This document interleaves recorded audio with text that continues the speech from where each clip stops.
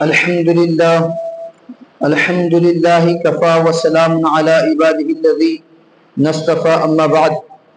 قال الله تبارك وتعالى في كلامه المجيد والفرقان الحميد بعد أعوذ بالله من الشيطان الرجيم بسم الله الرحمن الرحيم وأقيموا الصلاة وآتوا الزكاة واركعوا مع الراكعين.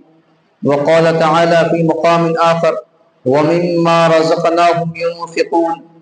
وقال تعالى في مقام آخر وأنفقوا مما رزقهم الله. وقال تعالى في مقام آخر وأنفقوا مما رزقهم سرا وعلانية يرجون تجارة لن تبور. سبحان ربك رب العزة عما يصفون وسلام على المرسلين والحمد لله رب العالمين. اللهم صل على سيدنا محمد وعلى آل سيدنا محمد بارك وسلم. اللهم صل على سيدنا محمد وعلى آل سيدنا محمد بارك وسلم. اللهم صل على سيدنا محمد وعلى آل سيدنا محمد بارك وسلم. تو اگر نواز دے تو تیرا کرم ہے ورنہ تیری رحمتوں کا بدلہ میری بندگی نہیں ہے.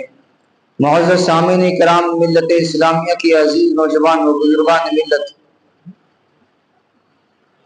اللہ نے جو کچھ ہم کو دیا ہے وہ اللہ کا دیا ہوا ہے، اور ہر مسلمان کو خصوصاً یہ حقیقت پیش نظر رکھنی چاہیے کہ جو کچھ بھی دولت و ثروت اس کو ملی ہے وہ اس کا خود مالک نہیں ہے، بلکہ اللہ تبارک و تعالیٰ مالک حقیقی ہے.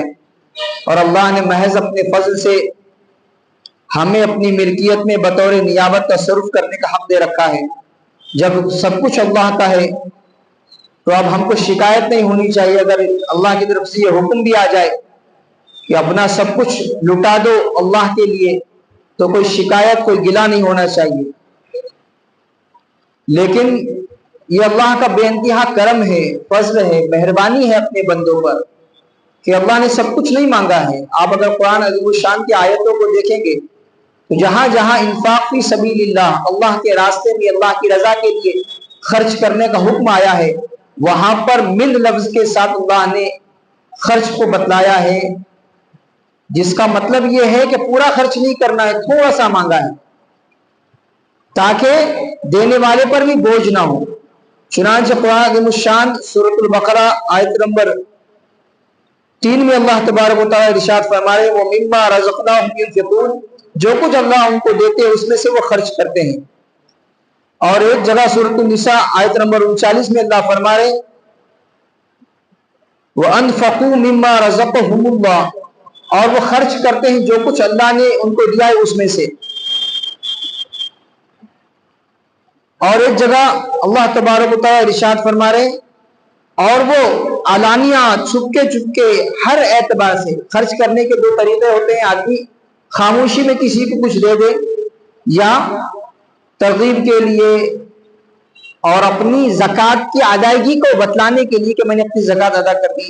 علانیہ بھی اگر کوئی دے رہا ہے تو وہ اس میں سے خرچ کرتے ہیں. سورۃ الفاتر آیت نمبر 29، سورۃ النحل آیت نمبر 75، سورہ ابراہیم آیت نمبر 31، سورہ انفال آیت نمبر 3، سورہ حج آیت نمبر 35، سورۃ القصص آیت نمبر 54، سورۃ السجدہ آیت نمبر 16، سورۃ الشورى آیت نمبر 38، سورہ حدید آیت نمبر 7. ان تمام آیتوں میں آپ دیکھیے اللہ تبارک و تعالیٰ نے من لفظ کے ساتھ انفاق کا استعمال فرمایا ہے کہ وہ جو کچھ اللہ نے ان کو دیا اس میں سے خرچ کرتے ہیں.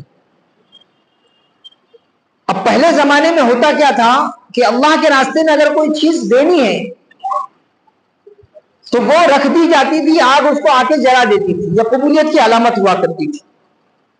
سورۃ المائدہ آیت نمبر 27 میں اللہ تبارک و تعالیٰ ارشاد فرما رہے اذ قرب قربانا فتقبل من احدهما ولم يتقبل من الاخر، جب دونوں نے اللہ کے نام پر ایک چیز، ایک نیاز پیش کی تو ان میں سے ایک تو قبول ہو گئی اور دوسری کی قبول نہ ہوئی. علامہ آلوسی رحمۃ اللہ علیہ نے اس قبولیت کی تفسیر میں بتلایا ہے فنزلت النار فاکلت قربان حابیل، پس جب آگ اتری اور حابیل کے نیاز کو اس نے کھا لیا. اور اس زمانے میں اللہ کے راستے میں جو کچھ بھی نکالا جا رہا ہے اس کو اپنے استعمال میں لانا جائز نہیں تھا، یعنی انسان کے استعمال میں وہ آ ہی نہیں سکتا تھا. آگ آ کر جلا دی، اور دوسرے نے جو اللہ کے لیے نکالا وہ آگ اس کو جلائی نہیں، وہ غضبناک ہو گیا. یہ ہوتا تھا. لیکن اللہ کا بے انتہا کرم یہاں پر بھی امت محمدیہ پر اللہ کا بے انتہا کرم ہوا کہ اللہ تبارک و تعالیٰ نے اللہ کے لیے خرچ کیے جانے والے مال کو انسانوں ہی کی فلاح بہبود کے لیے، ضرورتوں کو پورا کرنے کے لیے استعمال کرنے کا حکم دیا. چنانچہ مشکاۃ شریف کی روایت ہے، اللہ کے نبی صلی اللہ تعالی علیہ وسلم ارشاد فرما رہے ہیں تؤخذ من اغنیائہم وترد الی فقرائہم. مشکاۃ شریف حدیث نمبر 155. مالداروں سے لے کر فقیروں کو دیا جاتا ہے. اس حکم کی وجہ سے زکوٰۃ دینا آسان ہو گیا کہ اپنے مال کو ضائع نہیں کر رہے بلکہ بھائیوں کی ضرورت پوری کی جا رہی ہے. اپنے محتاج بھائیوں کی حاجت روائی میں صرف ہو رہا ہے. اور یہ صرف کرنا اپنے ضرورت مند بھائیوں میں صرف کرنا، خرچ کرنا، در حقیقت اللہ تبارک و تعالیٰ کو دینے جیسا ہے. چنانچہ مسلم شریف کی روایت ہے، لمبی روایت ہے، جس میں اللہ کے نبی صلی اللہ تعالی علیہ وسلم ارشاد فرماتے ہیں کہ قیامت کے دن اللہ تبارک و تعالیٰ ایک شخص سے سوال کریں گے، اے آدم کے بیٹے میں بیمار ہوا، تو نے میری بیمار پوشی نہیں کی، مزاج پوشی نہیں کی. تو وہ حیرت سے پوچھے گا کہ اے میرے رب بھلا میں آپ کی کیسے عیادت کرتا، آپ تو سارے جہانوں کے پروردگار ہیں. تو وہ اللہ تعالیٰ فرمائیں گے کیا تمہیں پتا نہیں تھا کہ میرا فلاں بندہ بیمار ہے، پھر بھی تم نے اس کی عیادت نہیں کی؟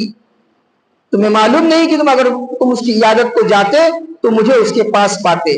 ایسے ہی اللہ تبارک و تعالیٰ ایک بندے سے بھوک کے بارے میں فرمائیں گے، میں بھوکا تھا، تم نے کھانا نہیں کھلایا. پھر بندہ کہے گا تو آپ تو رب العالمین ہے. پھر فرمایا میرے ایک بھوکا بندہ تھا، اس کو کھلاتے تو مجھے اس کے پاس پاتے. پیاسے کے بارے میں یہی سوال، کسی پیاسے کو پلاتے تو مجھ کو اس کے پاس پاتے. یعنی وہ عمل جو تم اپنے بھائی کی حاجت رسانی کے لیے کر رہے ہو، جو صدقہ تم اپنے بھائی کی مدد کے لیے دے رہے ہو، در حقیقت وہ اللہ تبارک و تعالیٰ کے پاس محفوظ کیا جا رہا ہے. عمل اس کا اجر و ثواب اللہ کے یہاں پر محفوظ کیا جا رہا ہے. مسلم شریف حدیث نمبر 318.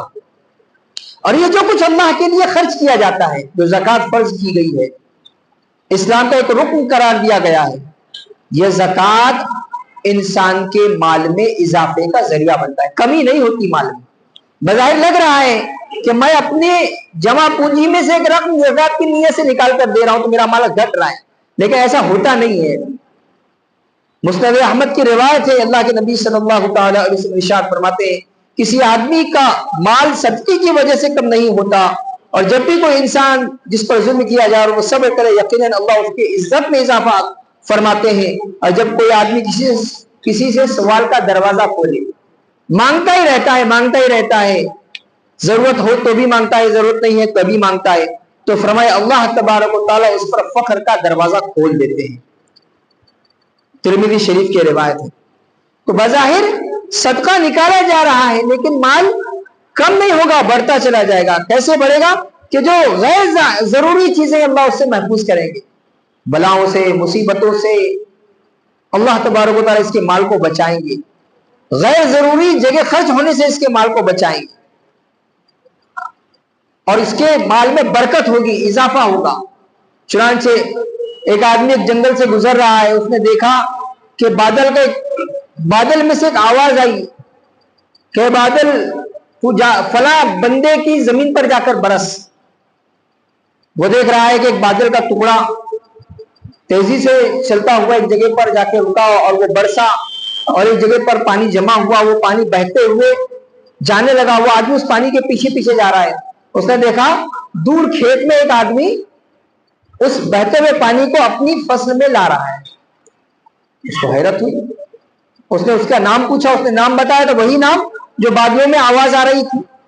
اس نے معلوم کیا کہ تمہارا کیا عمل ہے، تمہارا کیا طریقہ کار ہے اپنی کھیتی میں. تو وہ کہتا ہے جو کچھ بھی میری کھیتی سے اگتا ہے، میری کھیتی سے جو کچھ بھی اگتا ہے میں اسے 3 حصوں میں تقسیم کرتا ہوں. ایک حصہ میں صدقہ کر دیتا ہوں، ایک حصہ میں اپنے گھر والوں پر خرچ کرتا ہوں، اور ایک حصے کو میں واپس اس کھیتی کی بڑھوتری کے لیے، اس کی ضرورت کے لیے استعمال کرتا ہوں. تو یہ جو مال صدقہ کیا جا رہا ہے اللہ کی طرف سے ایک نظام کہ پانی کا اس کے لیے انتظام کیا جا رہا ہے، اس کی کھیتی کے اگانے کا سبب پیدا کیا جا رہا ہے، ایک ذریعہ پیدا کیا جا رہا ہے کہ اس کی کھیتی بڑھے. کہ مال بڑھتا ہے، مال بڑھے گا جب اللہ کے لیے خرچ کیا جائے گا اور اللہ کے راستے میں خرچ کیا جائے گا. خصوصاً جن حضرات کو اللہ نے صاحب نصاب بنایا ہے، جو صاحب نصاب مال کے مالک ہیں، ان پر زکوٰۃ فرض ہے، وہ ہر سال اپنی زکوٰۃ ادا کریں گی اور پوری دیانت داری کے ساتھ ادا کریں گی. اس میں ٹال مٹول نہیں کریں گے، کمی زیادتی نہیں کریں گے، جتنا ہے اتنا خرچ کریں گے، جتنا حساب میں بیٹھتا ہے اتنا خرچ کریں گے تو مال بڑھے گا، محفوظ رہے گا، بڑھے گا بھی، برکت بھی ہوگی اور محفوظ بھی رہے گا. اللہ حفاظت فرمائیں گے اس مال کی. اور دنیا میں ہر عمل کے لیے ثواب مقرر کیا گیا ہے، لیکن زکوٰۃ اور انفاق فی سبیل اللہ وہ عمل ہے کہ جس کے فائدے دنیا میں بھی بتائے گئے ہیں، نقد فائدہ بتایا گیا ہے. چنانچہ مشکات شریف کی روایت ہے، اللہ کے نبی صلی اللہ تعالی علیہ وسلم ارشاد فرما رہے ہیں کہ اپنے مال کو اللہ کے راستے میں خرچ کر کے مصیبتوں سے بچاؤ. اپنے مال کو اللہ کے راستے میں خرچ کر کے مصیبتوں سے بچاؤ. اور صدقہ بہت ساری بلاؤں سے آگے نہیں بڑھ پاتی، یعنی بہت ساری مصیبتیں اور بلائیں صدقے سے آگے نہیں بڑھ پاتی. جب آدمی کوئی چیز صدقہ کرتا ہے تو اس کے صدقہ کرنے کی وجہ سے آنے والی مصیبتیں آنے سے پہلے ٹل جاتی ہیں، آنے والی تکلیفیں مصیبتیں آنے سے پہلے ہی ٹل جاتی ہیں، وہ پہنچ ہی نہیں پاتی اس بندے تک. تو اللہ کے راستے میں خرچ کرنا ہے. اور آخرت کا فائدہ، بے شمار فضیلتیں زکوٰۃ پر، انفاق فی سبیل اللہ پر فرمائی گئی ہیں، اور آخرت میں اس کے اجر کو بتلایا گیا ہے. 700 گنا تک کے اضافے کی بات بتلائی گئی ہے کہ 700 گنا ثواب اللہ تبارک و تعالیٰ عطا فرمائیں گے. تو اس لیے ہمیں چاہیے کہ یہ جو مہینہ ہے رمضان المبارک کا مہینہ، جیسے آپ نے پہلے جمعہ میں بھی اس کو سنا کہ ایک ایسا مہینہ اللہ نے ہم کو عطا کیا ہے کہ نفل ادا کرنے پر فرض کا ثواب، اور فرض ادا کرنے پر 70 مرتبہ اس فرض کو ادا کرنے کا ثواب. اب آپ اس کو آپ اپنی زکوٰۃ پر لاگو کیجئے. عام دنوں میں آپ زکوٰۃ ادا کر رہے ہیں تو آپ کو 1 مرتبہ اپنا فرض ادا کرنے کا ثواب ملے گا. 1 مرتبہ اپنی زکوٰۃ ادا کر دی، اس کا آپ کو ثواب ملے گا. اور یہی زکوٰۃ جیسے عموماً الحمدللہ یہ چلن چل پڑا ہے کہ مسلمان عموماً اپنی زکوٰۃ رمضان میں دیتا ہے، تو اس کا فائدہ، رمضان میں دینے کا فائدہ کہ رمضان المبارک میں زکوٰۃ ادا کرنے پر 70 مرتبہ زکوٰۃ ادا کرنے کا اس کو ثواب ملے. 70 مرتبہ اس نے اپنی زکوٰۃ ادا کی، اتنا ثواب ملے گا. اور قمری اعتبار سے فرمایا گیا کہ حساب، سال کا حساب لگایا جائے. آدمی اپنی زکوٰۃ کا حساب قمری چاند کی تاریخ پر لگائے. اس کے پیچھے بھی مصلحت ہے کہ ہر سال 10 دن کا فرق پڑتا ہے، 10 دن پیچھے پیچھے جاتے ہیں. ہم نے اس سال جو رمضان گزارا ہے، آئندہ سال 10 دن پہلے ہمارے رمضان آئیں گے، اور اس کے آئندہ سال 10 دن پہلے رمضان آئیں گے. تو یہ ہوتے ہوئے کچھ سالوں میں 1 سال کی زکوٰۃ آدمی ایسے ادا کرتا ہے کہ چاند کی تاریخ کے اعتبار سے ضرورت مند لوگوں کا اس میں فائدہ ہوتا ہے. جو ضرورت مند لوگ ہیں، مستحق لوگ ہیں، ان کو اس کا فائدہ ہوتا ہے. تو یہ زکوٰۃ کی رقم نکالی جائے، ادا کی جائے، دیانت داری کے ساتھ ادا کی جائے، اس میں کوئی ہیلا بہانہ نہ ہو.